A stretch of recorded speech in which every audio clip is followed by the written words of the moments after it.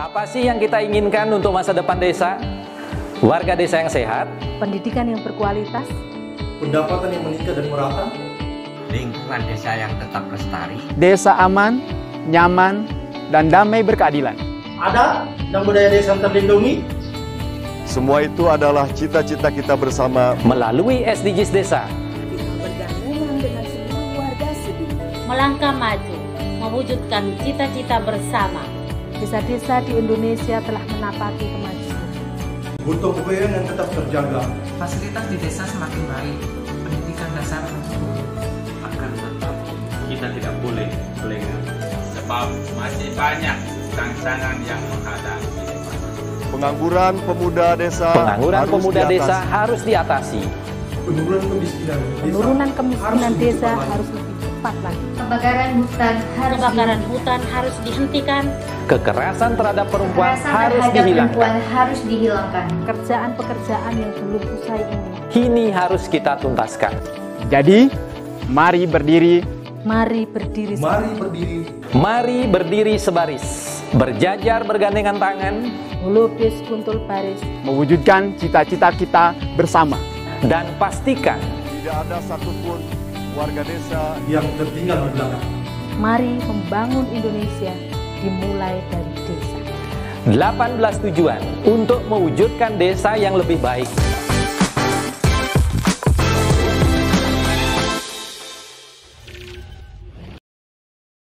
Salam bahagia kerabat desa Indonesia, salam berdiri sebaris, melukis kentul baris, salam SDGs desa.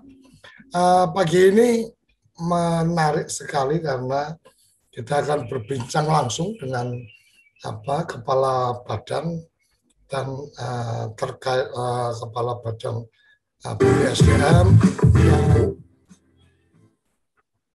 yang semoga nanti beberapa pertanyaan yang sudah mulai masuk kita bisa mendapatkan jawaban. Pak Jajang tadi sudah masuk tapi sepertinya sedang memperbarui akses internetnya. Kusifan belum masuk ya, admin ya. Jadi kita masih mencoba menunggu terkoneksi. Beberapa yang tadi disampaikan adalah tentang bagaimana promosi, beberapa pertanyaan yang sudah coba kita bisa tangkap tentang bagaimana promosi untuk TPP, bagaimana dukungan operasional untuk daerah-daerah ekstrim. Saya ingatkan teman-teman sebelum saya berikan kesempatan untuk resen, jangan resen. Dan Anda punya risiko untuk dikeluarkan dari Zoom meeting ketika melakukan resen sebelum waktunya. Kemudian untuk pemetaan daerah, pemetaan keberadaan teman-teman ini menjadi penting juga, diharapkan menjadi perhatian dari kementerian dan beberapa hal yang lain yang tadi sudah disampaikan oleh beberapa teman kita. Sambil menunggu mungkin saya coba cek lagi, belum masuk Pak Jajang, Pak Kabadan belum masuk lagi. Mungkin saya berikan kesempatan Mbak Feti ini untuk bisa menyuarakan beberapa harapan atau pertanyaan dari teman-teman sambil menunggu Pak Jajang atau Kusifan bergabung. Silakan, Mbak Feti.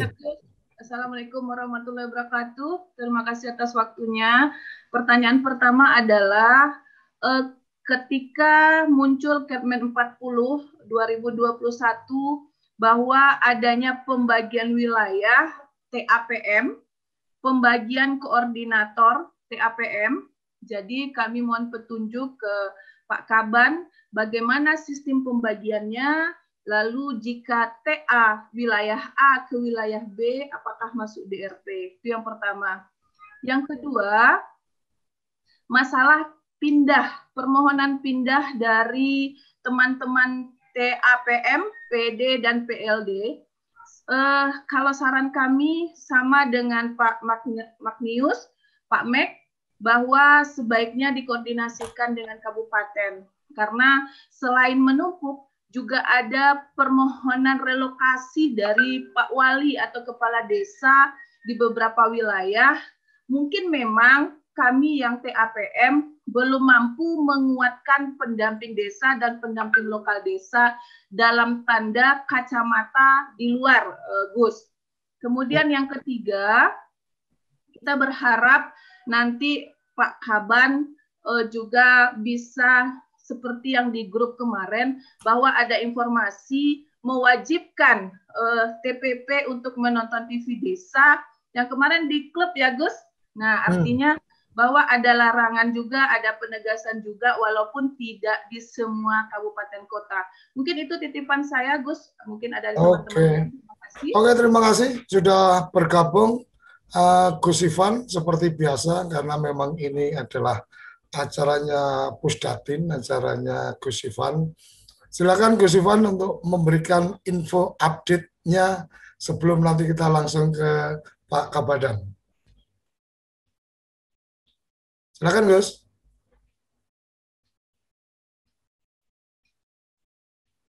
Halo.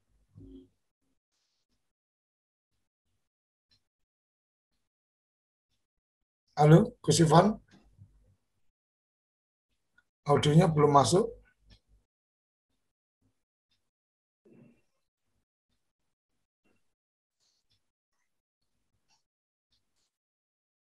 Oke, sepertinya ada acaranya Gus Ivan. Masalah. Silakan Gus Ivan untuk memberikan. Halo. Halo. Silakan. Ya, para tenaga pendamping profesional, semakin ini kesempatan yang bagus Pak Jajang Abdullah sebagai Kepala BPSDM yang selalu disebut di dalam Peraturan Menteri Desa PDT nomor 19 tahun 2021 tentang pendampingan masyarakat desa. Jadi boleh dikatakan memegang pimpinan tertinggi dari pendampingan desa ini Gus Menteri, tapi langsung sebagian besar didelegasikan kepada Pak Jajang. Jadi saya menjadi saksi beliau yang sering telepon dan diminta ke ruangan Gus Menteri begitu berkaitan pendampingan ya. Sejak dari pendamping kontrak sampai sekarang. Jadi syukur kita sekarang bisa langsung berhubungan dengan beliau. Kemudian yang kedua, seperti biasa kami memberikan perkembangan yaitu pada angka kemarin pada angka 73 juta warga desa ya. Kita yakin hari ini mencapai 74 juta warga desa, 24,9 juta keluarga desa. Jadi kita yakin hari ini pasti 25 juta. UVR 393.000 dan 37.600 desa.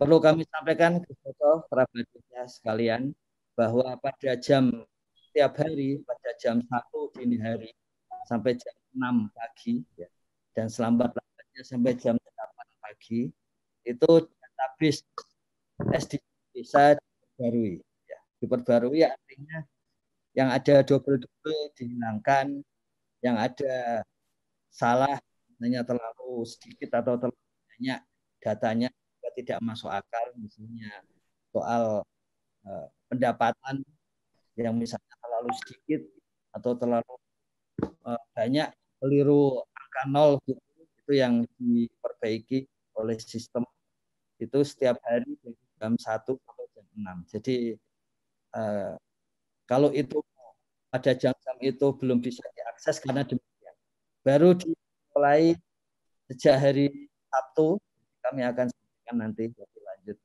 Kemudian tenaga pendidik profesional itu ada baiknya selalu melihat bumdes.kemendesa.go.id untuk mencek apakah di desanya sudah ada yang mendaftar. Karena kemudian pendamping lokal desalah nanti yang akan menjadi tumpuan Kementerian Desa, apakah BUMDes itu real ada di lapangan sebelum nanti Kementerian Desa menyampaikan data-datanya ke Kemenkumham. Jadi ada baiknya pendamping desa, pendamping lokal desa untuk mencek bumdes.kemendesa.go.id. Seperti kita pelajari selama ini, yang lebih dulu bergerak, lebih dulu memperoleh hasil.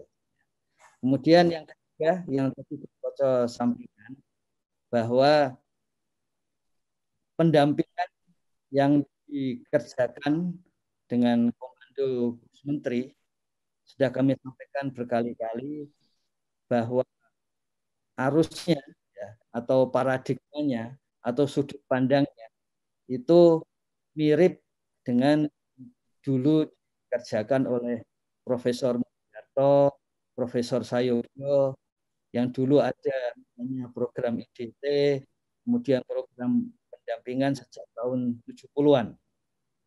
Apa itu isinya? Isinya terutama adalah orientasi pendampingan itu peningkatan kapasitas. Nah, jadi itu pokoknya. Jadi pendampingan itu peningkatan kapasitas. Dan itu yang dianut di dalam peraturan pemerintah nomor 43 tahun 2014 bahwa pendampingan itu peningkatan kapasitas. Karena itu sudut pandang ini kemudian dikerjakan sepenuhnya oleh Kementerian Desa. Dan karena itu juga Kementerian Desa membuat satu unit kerja eselon 1 yang disebut Badan SDM, peningkatan kapasitas, baik itu SDM di internal kementerian, SDM dari pendamping kita, maupun SDM di masyarakat secara umum. Jadi paradigmanya peningkatan kapasitas. Termasuk tadi disampaikan Gus Koco, memang bahwa TV desa, ya, TV desa itu adalah TV swasta, boleh dikatakan swasta. Kalau saya sebut sih TV LSM ini, bukan swasta, yang bekerja sama dengan Kementerian Desa. Jadi sudah sejak tahun 2019 itu kerjasamanya. Dan Gus Menteri sendiri sudah menekankan di dalam Permendik 19 2020 itu satu karya Menteri sendiri orisinal adalah mentoring dan pengembangan kapasitas mandiri. Saya kira gampang kita rujuk karena beliau sebagai pendidik S1 S2-nya itu di perguruan pendidikan. Jadi beliau menekankan harus ada mentoring, artinya dari TPP jenjang di atasnya, orientasi utamanya adalah meningkatkan kapasitas TPP jenjang di bawahnya. Kemudian yang kedua adalah peningkatan kapasitas mandiri. Jadi secara teoritis 50% dari TPP mestinya jenis pendamping yang selalu berpikiran positif, ya, yang selalu mencari pengetahuan sendiri. Ya. Karena itu cocok di sini kalau kita cek gitu, hampir setiap hari 2.500 di YouTube, 300 di Zoom, tapi setelah beberapa hari total yang melihat itu sekitar 15.000 dari 35.000. Jadi kami di Kementerian Desa mencermati hal ini bahwa memang sekitar separuh dari komunitas itu lazimnya berpikiran positif, berorientasi positif, yang cocok dengan pendampingan versi Menteri, itu peningkatan kapasitas. Dalam konteks itulah Pak Haji Jajang Abdullah, PLT Kepala BPSDM dan Desa menempati peran yang sangat tinggi. boleh dikatakan tujuan utama tahun ini itu yang kemarin Sumedang Menteri sudah menyampaikan ke publik, itu ada SDGs desa, kemudian berkaitan BUMDes, dan yang ketiga dideklarasikan Gus Menteri adalah fokus beliau dalam sampai 2024 ini adalah peningkatan kapasitas pendamping. Jadi karena itu apapun sumbernya, belajar sendiri dengan buku, mendengarkan YouTube, termasuk di sarapan desa, sudah pasti boleh masuk daily report pendamping desa. Untuk hal-hal yang sangat penting, Gus Menteri menyampaikan segera ditaruh di info daily report supaya seluruh pendamping segera memperoleh informasinya. Makanya tidak semua edisi dari sarapan desa ada daily report, tapi hanya yang menurut Gus Menteri kementerian itu penting, maka diletakkan di sana. Seperti itu penjelasannya Gus Koco, Kerabat Desa, pendengar sekalian. Yang terhormat. Oke, terima kasih. Terima kasih Gus Ivan. Jadi karena memang program acara ini adalah sepenuhnya gagasan dan kemudian eksekusinya itu adalah di Kapusdatin. Jadi dari obrolan kemudian akhirnya kita eksekusi bersama-sama. Jadi ini memang program dari Pusdatin untuk awalnya lebih pada diseminasi informasi SDGs desa, kemudian berkembang bagaimana ini menjadi forum untuk peningkatan kapasitas atau peningkatan wawasan informasi teman-teman pendamping desa. Jadi saya pikir sudah clear, tidak perlu perpanjang lagi ke teman-teman. Tidak ada yang mewajibkan, tetapi kalau ada kesadaran belajar, maka forum-forum seperti ini menjadi penting untuk diikuti. Kita langsung ke Pak Haji Jajang, Kabadan kita. Ini alhamdulillah tadi ternyata dari awal 1/4 jam sebelumnya sudah mengikuti keluh kesah suaranya teman-teman pendamping.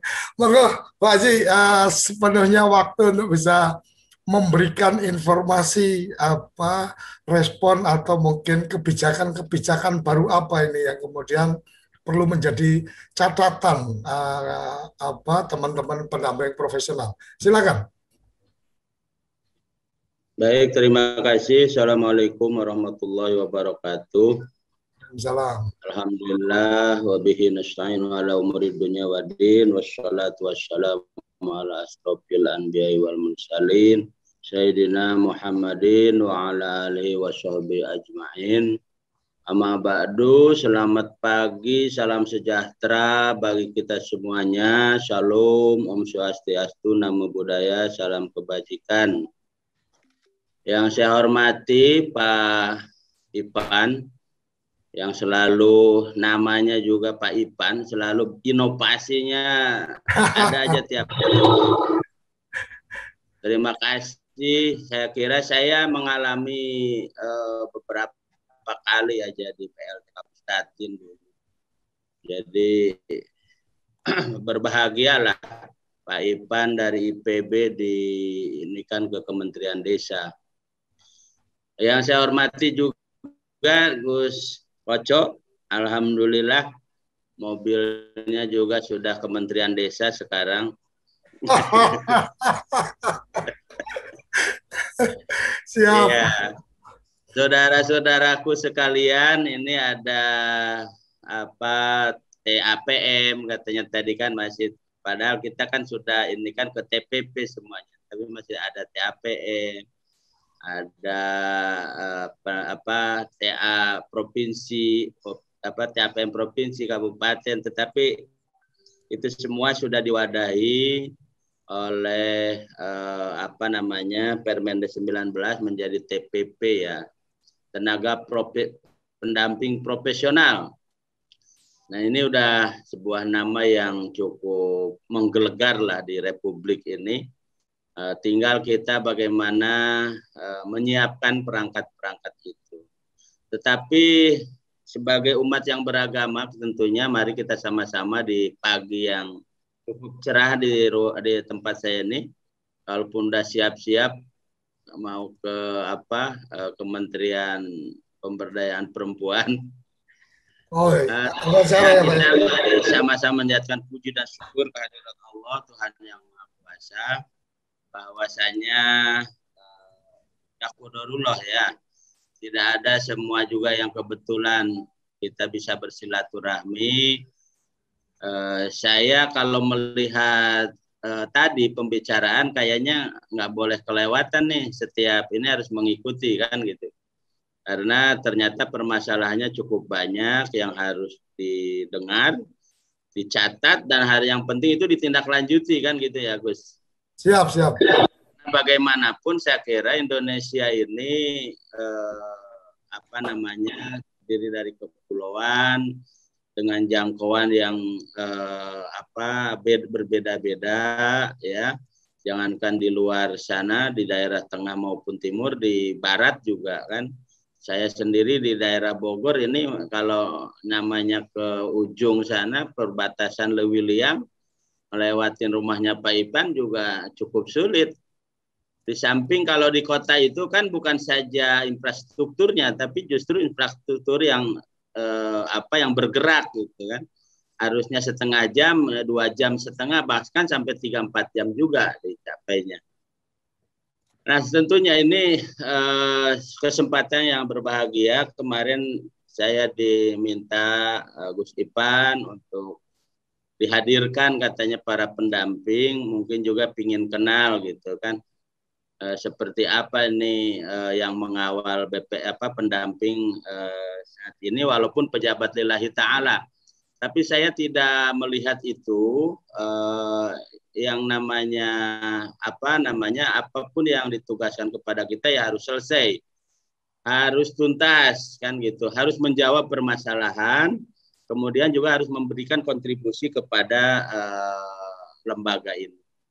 Nah tentunya begitu saya kenal dengan Gus Koco, ini kan saya responnya waktu itu dengan Pak Eko cukup bagus kan, cuma saya belum sempat bersama-sama ke daerah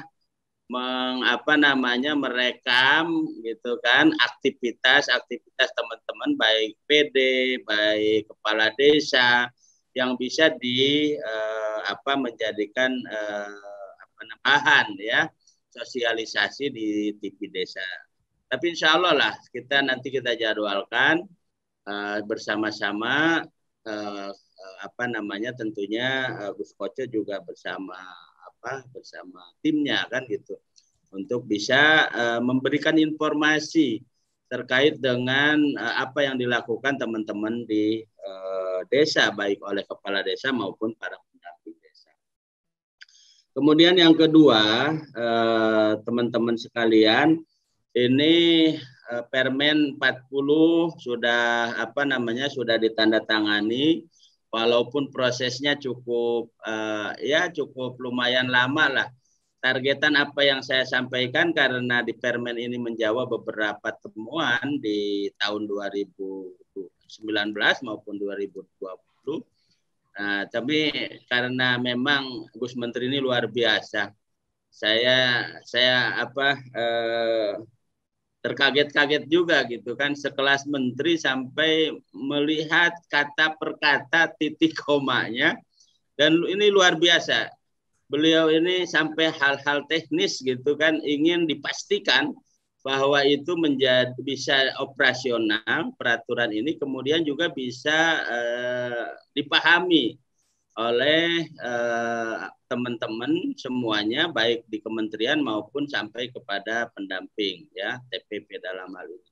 Tetapi yang saya paling salut lagi, tidak ingin dalam Permen ini justru membelenggu ya teman-teman di lapangan, justru ingin memberikan kemudahan, ingin memberikan kecepatan dan ketepatan dalam bekerja. Makanya di report yang digagas Pak Ipan itu adalah salah satu upaya beliau juga untuk memastikan kinerja para pendamping ini terinformasi secara cepat dan tepat dan akurat. Karena dulu gitu kan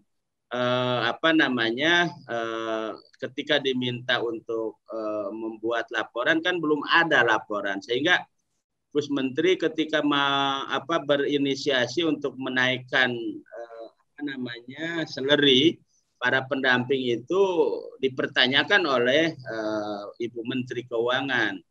Jawaban Bu Menteri Keuangan, boleh Pak Menteri, bisa naik. Tapi apa tolok ukur kinerjanya? Nah, Gus Menteri kelabakan waktu itu memang belum ada gitu. Nah, ini adalah salah satu jawaban yang memang nanti akan disampaikan kepada Menteri Keuangan untuk menaikkan salary itu. Tetapi saking konsennya, karena memang proses naikkan salary itu kan bukan di Kementerian Desa. Kalau Kementerian Desa itu banyak uangnya, mungkin Gus Menteri langsung tanda tangan aja itu, nggak pakai mikir lama-lama. Tapi kan proses bernegara kita kan ada Kementerian Keuangan, sehingga itu harus dimintakan. Tetapi saking perhatiannya beliau kepada pendamping, di mana beliau mengatakan bahwa pendamping itu adalah merupakan anak tunggal kementerian, maka tahun 2020 sudah dihitung untuk kenaikan PLD ya, terutama PD dan PLD itu, walaupun memang kalau sekarang itu kan nilainya itu besar gitu, dibacakannya cukup gede, tapi dirasakannya sekarang kan nah ini beli itu sudah tidak ini lagi gitu. Tapi itu adalah salah satu upaya yang cepat. Nah, sehingga saya berharap teman-teman para pendamping ini juga mengikuti ya apa yang jadi arahan, apa yang jadi harapan. Jadi tidak bertepuk tangan sebelah ya teman-teman di pendamping. Betul-betul daily report itu diikuti ya, karena juknisnya sudah jelas, sudah ditandatangan. Ini ada reward and punishment ya, sehingga kinerja teman-teman ya, itu betul-betul terekam di dalam daily report. Nah, sehingga ada capaian-capaian yang harus dicapai dalam daily report itu dan itu akan menjadi acuan ya, akan menjadi acuan untuk pembayaran, akan menjadi acuan ketika ada tadi itu yang diusulkan adanya promosi ya.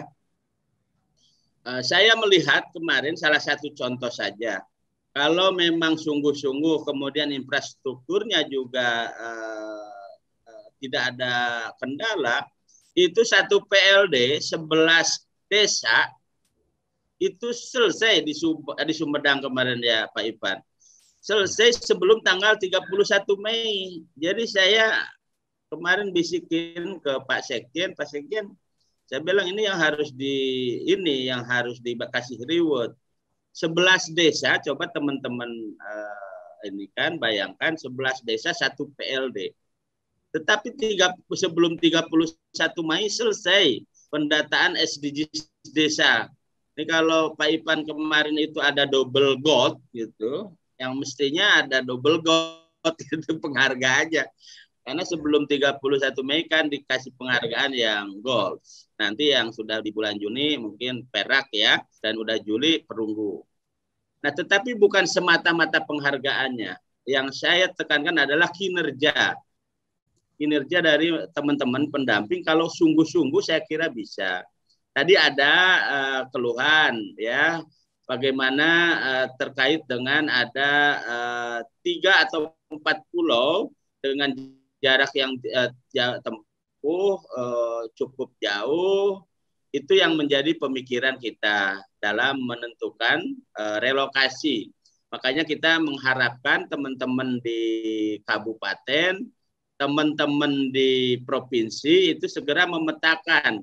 Karena catatan Gus Menteri itu untuk PLD itu hanya diperbolehkan di sekitar harus desa itu, kalaupun keluar di lingkungan kecamatan. Begitu juga PD ya, di lingkungan kecamatan, kalaupun ini dengan kecamatan yang terdekat. Jadi tidak ada kebijakan Gus Menteri tidak boleh lagi ada yang antar kecamatan 8 jam gitu dia bertugas di sana. Saya kemarin bertemu dengan salah satu pendamping lokal desa, dengan adanya di Liriput juga ini Pak Ipan, ini memberikan kekhawatiran teman-teman itu sehingga minta ditempatkan. Karena saya ketemu dia bertugas di KTP-nya itu domisilinya di salah satu kecamatan. Tapi kecamatan bertugasnya di 8 sampai 9 jam. Sebelum ada di Liriput, dia minta pindah ke sana karena mungkin ya seenaknya saja melakukan pendampingan atau bahkan mungkin jarang sekali, kalaupun boleh dikatakan tidak melakukan pendampingan. Begitu ada di Liriput, Pak, langsung minta ke saya itu agar dipindahkan lagi ke tempat di mana dia domisili. Ini artinya ketangkep basah kan yang begitu. Tetapi ini kan salah satu. Tapi mungkin di tempat lain juga ada gitu kan. Ada main mata lah dengan TA atau dengan kabupatennya gitu kan, kemudian ditempatkan. Nah, ini tidak boleh lagi. Ini di Liriput ini menjawab ya, atau kalau dikatakan memageri hal-hal seperti itu yang dilakukan oleh pendamping. Kemudian yang berikutnya, teman-teman pendamping, ini Gus Menteri kemarin juga menyampaikan di Sidoarjo ya, bahwa konsen beliau adalah mendorong para pendamping ini menjadi P3K. Lagi-lagi Gus Menteri tidak ingin teman-teman pendamping itu merasa dirugikan, karena ketika turut tes ya sesuai dengan ketentuan, kemudian tes ulang, Gus Menteri tidak ingin itu terjadi. Sehingga ada kompromi, jadi tes dilakukan, bagi yang lulus itu otomatis nanti memenuhi syarat dikontrak menjadi P3K ya, pegawai pemerintah dengan perjanjian kerja. Tetapi bagi yang tidak lulus, Gus Menteri ingin tetap dikontrak menjadi tenaga honor TPP ya. Nah, ini kan secara alamiah dia akan terus dilakukan, kemudian nanti pada akhirnya akan menjadi TPP. Akan menjadi P3K, mohon maaf. Nah, kemudian berikutnya, Gus, ini yang sedang kita rancang dan alhamdulillah sudah keluar di parvisinya. Mungkin dalam waktu dekat kita akan melakukan peningkatan kapasitas ya. Itu kemarin kenapa belum dilakukan, karena memang masih ada tarik ulur terkait dengan waktu. Nah, sekarang sudah ditetapkan, nanti akan ada peningkatan kapasitas regional kepada teman-teman baik di provinsi, kabupaten, kota. Mudah-mudahan bisa sampai kepada PD dan PLD ya. Nah, ini sedang kita susun. Kemudian juga pagi ini sebetulnya Pak Menteri akan mengharmonisasi semua peraturan yang berkaitan dengan pendampingan. Kita akan inikan di Bogor, tapi beliau jadinya sore tadi malam Mas Hakim menyampaikan bisanya sore, jadi mungkin kita bisa kegiatan yang lain dulu. Nah, sehingga kalau itu nanti para pendamping ya sudah dilakukan peningkatan kapasitasnya, kita juga sedang merumuskan untuk sertifikasi. Sertifikasi inilah yang jawaban apa sih tolok ukur profesional itu. Nah, dari nama sudah TPP, tenaga pendamping profesional. Tapi ketika ditanya tolok ukur profesional, nah apa tolok ukurnya? Kita nggak bisa menjawab. Tetapi kalau udah sertifikasi dan itu sudah mendapatkan sertifikasi sesuai dengan jenjang, sesuai dengan tugas pokok dan fungsinya, saya kira tidak akan bisa ada lagi yang membantah. Karena BNSP dalam hari ini Badan Nasional Sertifikasi Profesi sudah mengeluarkan beberapa LSP. Nah, di Kementerian Desa baru LSP P2. Ini yang masih dalam perdebatan karena ada pertanyaan apa iya asesornya dari PNS, apa iya dia mengetahui tugas pokok dan fungsi pendamping, apa iya dia merasakan bagaimana pendamping itu bekerja, dan banyak lagi lah pertanyaan-pertanyaan, sehingga ini masih dalam diskusi kebijakan apakah nanti kita sertifikasinya dengan LSP P3 ya, mandiri, tetapi itu dijamin profesionalnya oleh BNSP. Nah, ini kita sedang rumuskan, sedang carikan solusinya, karena saya masih berpedoman, masih ngacu kepada apa yang disampaikan pimpinan kita, Gus Menteri dalam hal ini tidak ingin ada pendamping yang terugikan. Itulah kata kuncinya, sehingga harus dicarikan formulanya, tetapi untuk keprofesional dari TPP itu juga kita harus yakinkan dari badan yang memang menangani hal tersebut. Nah, sehingga teman-teman sabar, berdoa, terus-menerus meningkatkan kinerja, apa yang menjadi acuan diikuti, jangan sampai bertepuk tangan sebelah. Pimpinan kita sangat memperhatikan keadaan kita, memperhatikan juga eksistensi kita. Nah, jangan sampai kitanya justru yang abai. Jangan sampai seperti itu, karena saya kira ke depan eksistensi kita akan sangat-sangat ditentukan oleh kapabilitas kita semua, saudara-saudaraku, para pendamping, baik di jajaran nasional, Menas, TA provinsi, kabupaten, PD dan PLD, sehingga seirama antara kebijakan dengan teman-teman yang ada di lapangan. Yang terakhir saya ingin sampaikan, saya sedang merumuskan juga nih buka jadwal. Kalau saya kira mendingan pakai ini aja ya, TV desa, sosialisasi untuk ini, untuk untuk asuransi. Karena saya udah 2 minggu ya ke asuransi, Pak, minta untuk sosialisasi bersama, karena itu kewajiban juga di MOU PKB kita, perjanjian kerja bersamanya itu mewajibkan untuk sosialisasi bersama. Udah 2 minggu kok belum ada jadwal-jadwal. Nah, kalau gitu mah pakai inilah pakai TV desa lah. Siapa sih? Pasti memfasilitasi. Karena apa? Ini mendesaknya apa? Kemarin itu kan saya pikir terkait dengan BPJS Kesehatan itu terpusat, sehingga pelayanannya juga di pusat. Ternyata kemarin itu ketika pembayaran dibagi juga terkait dengan wilayah. Ada yang di provinsi, ada yang di kabupaten. Nah, saya tadinya nggak mau, tapi alasannya justru untuk mendekatkan pelayanan kepada peserta. Nah, sehingga kemarin agak telat tuh pembayaran asuransi BPJS-nya, tetapi manfaatnya yang memang harus diketahui. Saya pastikan sudah dikunci ya di kontrak untuk pelayanan itu maksimal 7 hari sejak berkas itu diterima.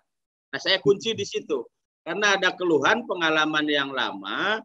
Katanya 2 tahun sudah terjadi terjadi musibah, kemudian mengklaim ke asuransi 2 tahun nggak turun-turun. Waduh, saya bilang saya nggak mau. Sampai saya mengeluarkan kalimat begini, asuransi itu memang manis di depan, pahit di belakang. Makanya saya kunci di kontrak, masing-masing dipastikan 7 hari setelah berkas itu diterima. Apa yang diterima itu ada 3 manfaat, Bapak Ibu sekalian. Sekalian aja nih saya sampaikan ya, walaupun nanti secara detailnya mungkin disosialisasi. Pertama, JKK, jaminan kecelakaan kerja. Itu ketika para pendamping sedang melakukan kegiatan pendampingan dengan masyarakat, ingat pendekatannya bukan kayak PKH, pendekatannya orang per orang, tetapi pendekatannya wilayah. Jadi yang menjadi wilayah pendampingan itulah yang menjadi tugas ya, sehingga nanti ini kan kaitannya sedang bertugas di desa A, padahal dia domisili di desa B, padahal itu wilayah kerjanya ya Gus. Nah wilayah kerjanya berarti dia harus dijamin oleh BPJS terkait dengan JKK. Kemudian ada JHT, jaminan hari tua. Nah berapa yang menjadi tabungan di BPJS Ketenagakerjaan untuk jaminan hari tuanya, itulah yang ditabung ya dari asuransi yang kita bayarkan. Nanti misalkan contoh sebulan pun misalkan ekstrimnya 1 bulan baru menjadi peserta BPJS Ketenagakerjaan, maka jaminan hari tua 1 bulan itu cair setelah 7 hari, berkas diterima selama 7 hari. Begitu juga berikutnya. Nah, yang ketiga ada JKM, jaminan kematian. Ya, jaminan kematian itu diberikan. Jadi kalau para pendamping TPP ini ada yang meninggal, walaupun kita berdoa kan pinginnya diberikan umur panjang dan berkah, tetapi kan umur kita nggak tahu. Nah, ketika itu mengalami musibah, meninggal, maka ada yang namanya jaminan kematian. Kalau tidak salah, kalau angka itu saya suka lupa. Tapi kalau buktinya enggak, buktinya di depan mata enggak lupa itu. Itu ada jaminan kematian itu untuk kalau tidak salah nih ya, kalau tidak salah nanti kita dilihat lagi di ini ada 42 juta ditambah biaya penguburan. Jadi kalau mau uang 42 juta para pendamping dan juga ada uang penguburan, ya monggo silakan duluan kan gitu.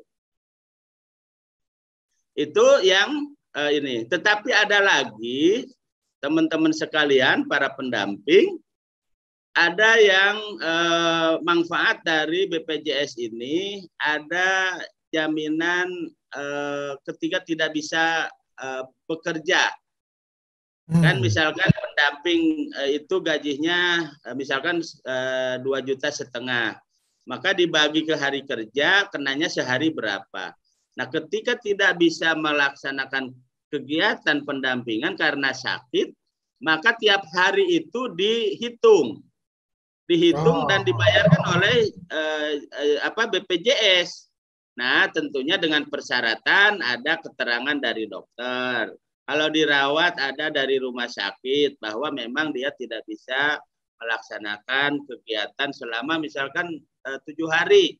7 hari kerja kali misalkan 150.000 berarti kan hampir 1,5 juta dia dapat tanpa mengurangi honor yang diberikan dari pusat. Itulah manfaat. Dan yang terakhir manfaatnya ada lagi kalau sudah 3 tahun dia menjadi BPJS Ketenagakerjaan, ketika punya anak di SMA baru kelas 1, maka dia akan dijamin sekolahnya sampai selesai SMA. Ketika dia kuliah, anaknya kuliah baru semester 1, maka sampai selesai juga dijamin. Hal itu sudah 3 tahun. Makanya saya harapkan teman-teman, kalau yang sudah punya BPJS Ketenagakerjaan, kemarin sudah saya sampaikan ke Pak Bu Lucy agar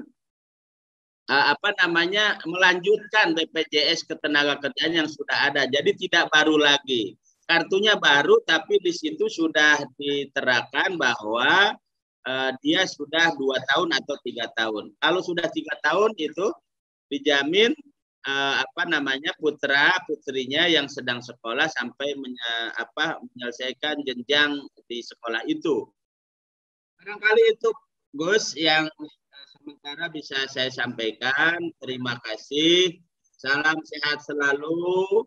Dengan harapan kita diberikan keberkahan oleh Allah, diberikan keberkahan hidup, umur yang panjang dan berkah, disehatkan badannya, selalu menjaga protokol kesehatan, terutama untuk daerah Blora ya, sudah diingatkan karena dekat dengan Kudus.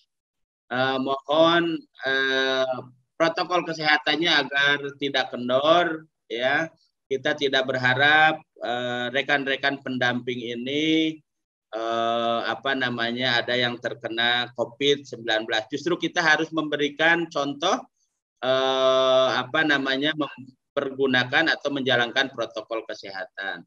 Nah, insya Allah juga sedang dirumuskan, yang terakhir baru informasi barangkali untuk pengisian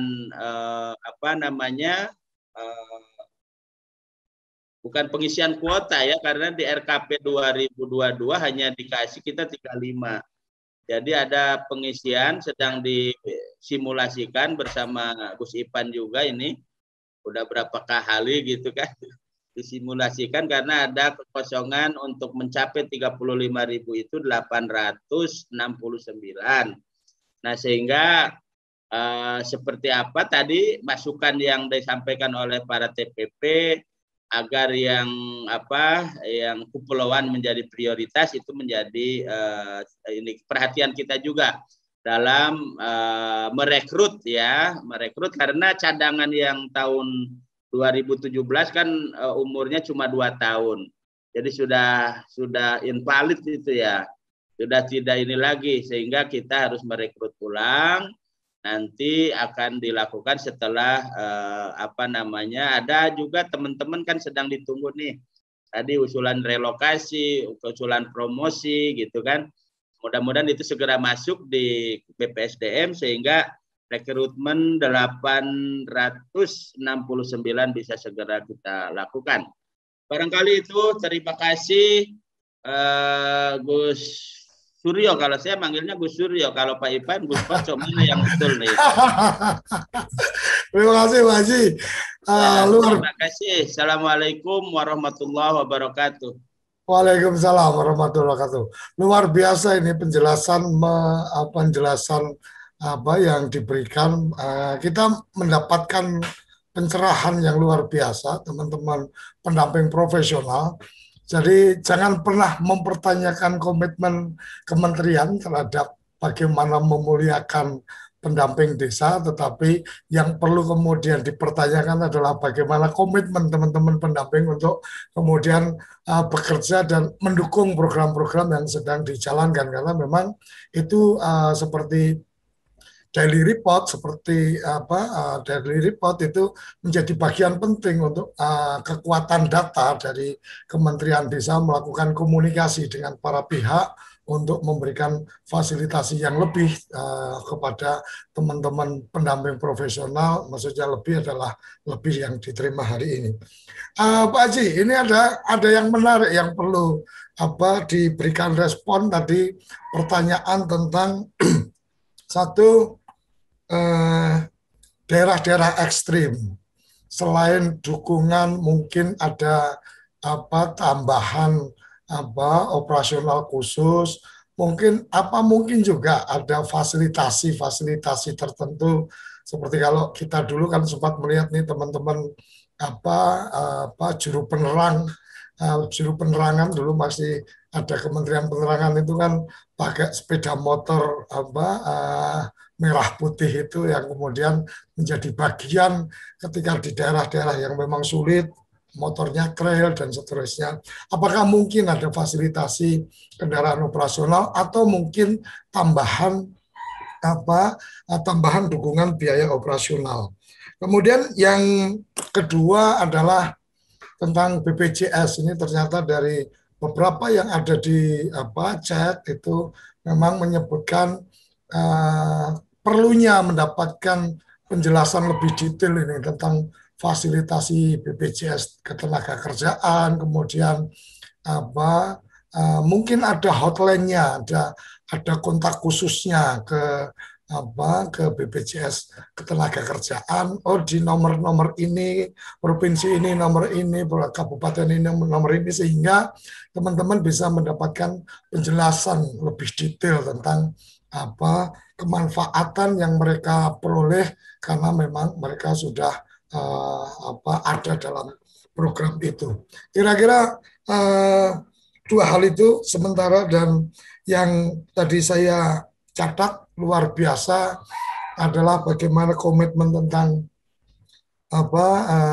P3K dan juga bagaimana supaya teman-teman juga tetap terlindungi untuk ketika tidak lolos kemudian tetap menjadi TPP, bahkan kemudian sudah juga dipikirkan dan dipersiapkan untuk bagaimana sertifikasi sehingga bukti profesionalitas itu ada di sertifikat profesi yang diperoleh oleh teman-teman. Monggo Pak Haji bisa diberikan tambahan penjelasan untuk dua hal tadi.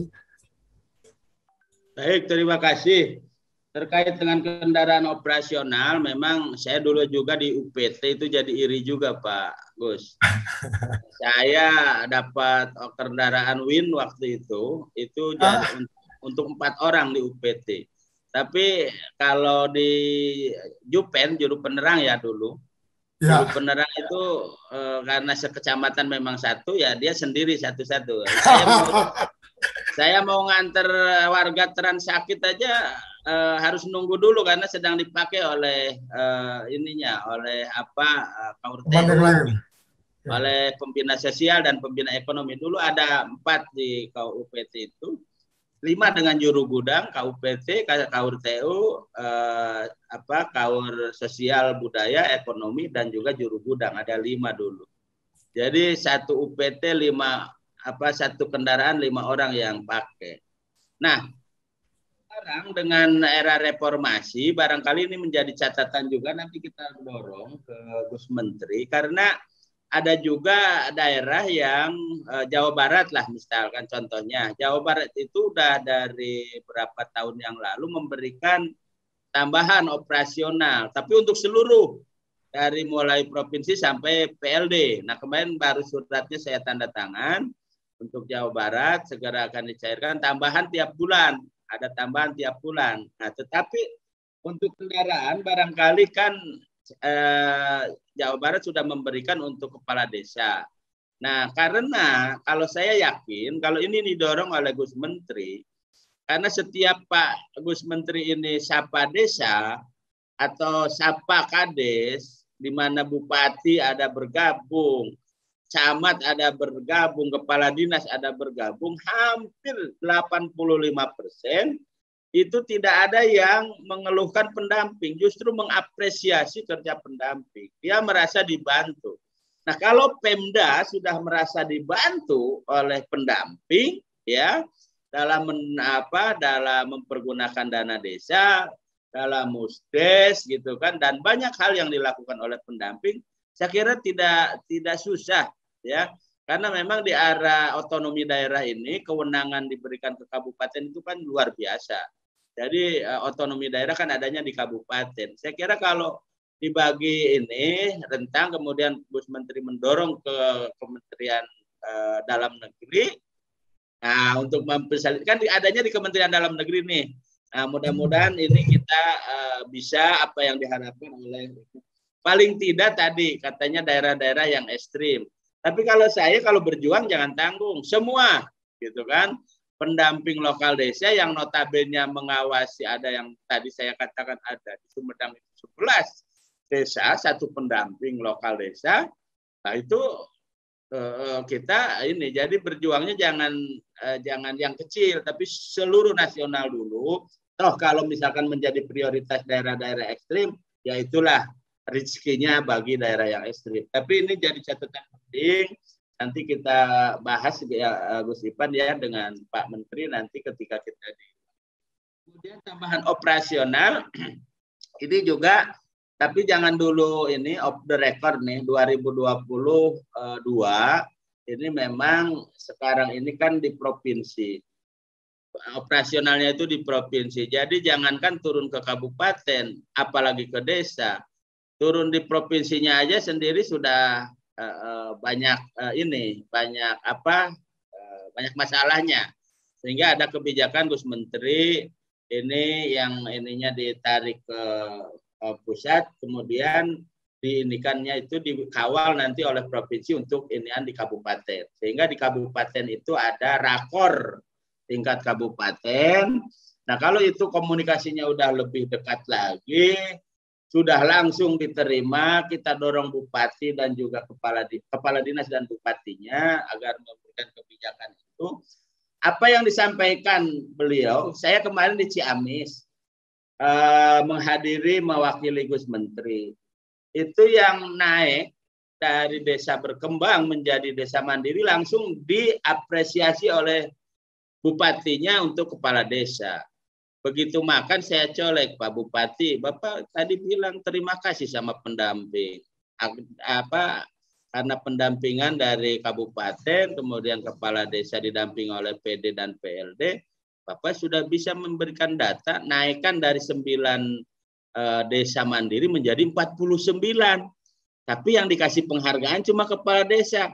Tolong dong, saya bilang pendampingnya juga dikasih penghargaan. Siap Pak Jajang katanya. Gitu. Nah, salah satunya kan begitu tuh. Jadi komunikasi efektif langsung, jadi kita dikomunikasikan. Makanya saya bilang ke Gus Menteri, saya bilang kalau ada diundang daerah itu, kalau Gus Menteri tidak bisa hadir, ya minimal ada pejabat eselon 1 atau 2 lah yang bisa juga mengkomunikasikan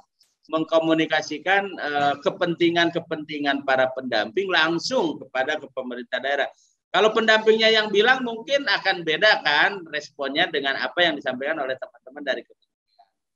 Itu yang kedua. Yang ketiga terkait dengan BPJS Ketenagakerjaan, memang saya ingin sekali dan saya katakan tadi udah 2 minggu Pak, kita minta dijadwalkan karena apa? Setelahnya kita sosialisasi di tingkat pusat secara nasional, nanti saya mengharapkan para korprop bersama dengan Kanwil BPJS di provinsi itu melakukan sosialisasi sampai kepada PLD. Nah, kalau yang nasional kan kemarin besok kuotanya paling cuma PLD dan cuma korprop dan juga kor kabupaten, TA prop dan TA kabupaten saja. Sementara peserta itu kan sampai ke PLD. Jadi biar masing-masing itu menyampaikan, kemudian paham juga dengan apa yang menjadi hak dan kewajibannya. Haknya sudah kewajibannya sudah kita tunaikan, kan pembayarannya sekarang dari pusat, Pak Gus. Dari pusat pembayaran BPJS itu. Nah, sementara haknya itu kan yang menerima bukan pusat tapi masing-masing dari mulai PLD, PD, TA provinsi, TA kabupaten, kabupaten dan juga nasional. Nah itu memang saya pastikan teman-teman bahwa sejak 1 April ini kan kemarin ada yang bilang Mei, ada yang bilang April. Nah ini sudah semua juga per April. Cuma memang ada beberapa daerah karena PPK saya kemarin itu sedang tanda tangan kontrak di beberapa provinsi itu tidak sempat kontraknya dimasukkan ke ke KPPN dan itu di bawah 1 miliar. Nah sehingga saya pastikan sesuai dengan ketentuan itu melalui TUP. Tapi TUP juga tidak lambat karena kan TUP begitu masuk ke PPK, ke bendahara pengeluaran, uangnya langsung ditransfer lagi ke BPJS Ketenagakerjaan. Jadi tidak jadi masalah, yang pasti mulai 1 April ya teman-teman akan perlindungan yang dibayarkan dari pusat. Tetapi kemarin saya belum tanda tangan suratnya, yang sudah mandiri dari Januari sampai dengan Maret itu @kos katanya. Tapi saya sedang mencarikan payung hukumnya. Karena ternyata belum ada surat dari Dirjen PDP sekarang, dulu Dirjen PPMD, yang menginstruksikan untuk membayar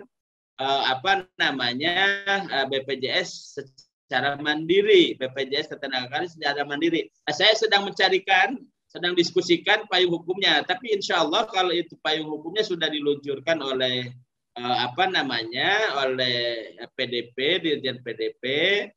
Saya akan pastikan bayar nanti secara @kos ya.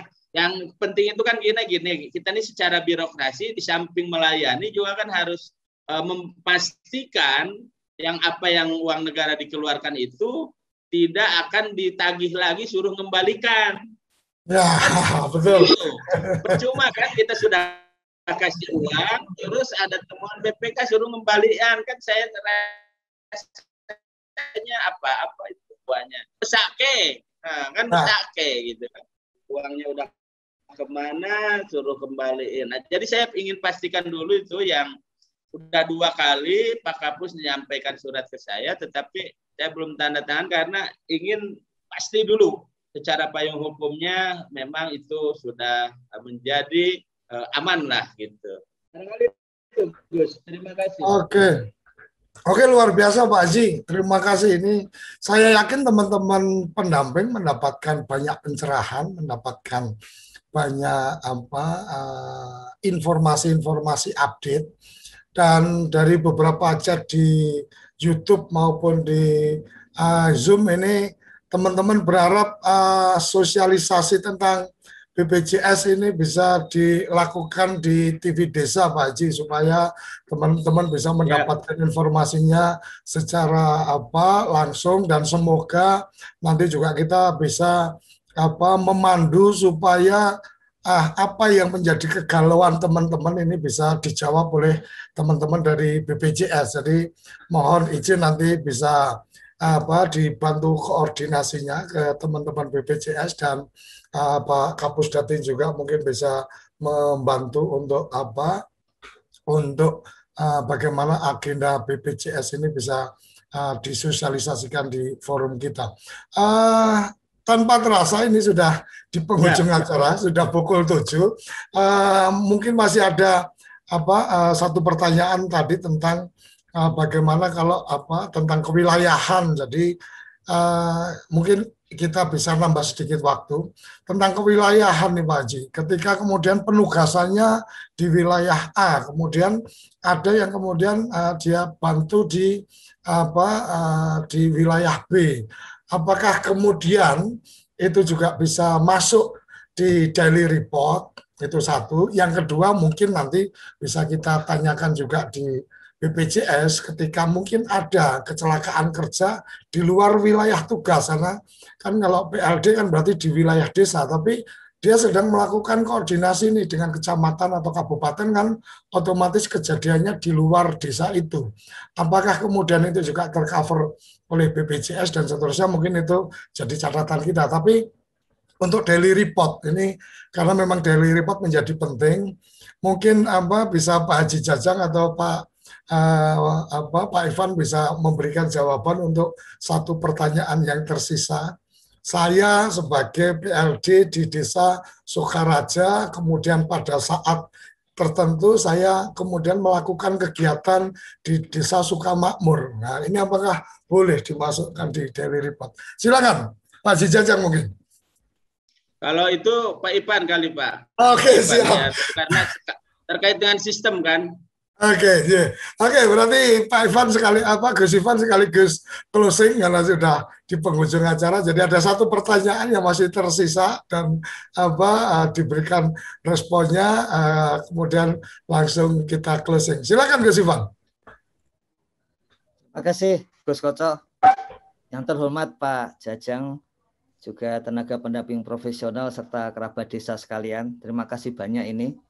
Memecahkan rekor ini Gus Koco, menunjukkan pentingnya Pak Jajang di acara ini ya. Jadi ada 3.000 pemirsa YouTube yang aktif memirsa online dan 300 yang lewat YouTube, lewat Zoom ya. Artinya memang sangat dibutuhkan informasinya ini, betul-betul dibutuhkan. Setuju nanti misalnya mulai Rabu Pak Jajang dan BPJS Ketenagakerjaan untuk mengisi dulu ya sejak Rabu, sehingga akan memudahkan tenaga pendamping profesional untuk segera bekerja gitu ya. Kemudian soal lokasi tadi Gus Menteri sudah menyampaikan dibuka semua lokasi. Jadi di daily report itu tidak hanya lokasi yang mendapat dana desa, tapi lokasi yang lain, karena memang ada pendamping yang memang seperti tadi dibutuhkan di tempat lain. Intinya seperti disampaikan Gus Menteri, pakai substantif saja. Dampingannya tidak sampai terlewat gitu.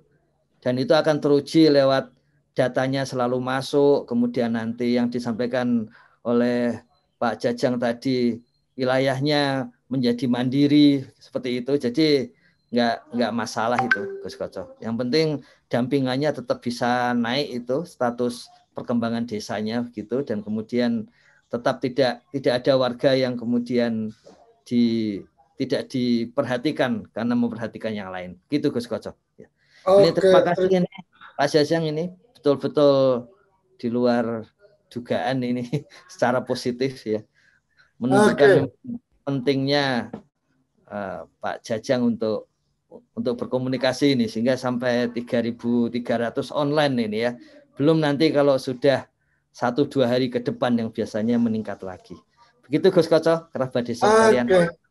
Terima kasih, luar biasa. Jadi hari ini sepertinya live kita di YouTube ini pecah rekor, artinya dengan viewer yang mengikuti secara serentak ini luar biasa. Terima kasih Pak Jajang yang sudah berkenan menjadi tamu kita, dan ternyata memang menjadi tamu yang ditunggu-tunggu ini oleh teman-teman pendamping, karena pendamping profesional sangat ingin mendapatkan klarifikasi atau informasi langsung dari Pak Jajang tentang beberapa hal yang tadi sudah tersampaikan. Dan kabar baiknya terkait dengan tadi penugasan atau kegiatan-kegiatan di Daily Report, tidak akan ada pembatasan dengan wilayah kerjanya sejauh memang sedang dalam rangka melakukan. Ya Gus, itu barusan tuh ada pertanyaan di itu.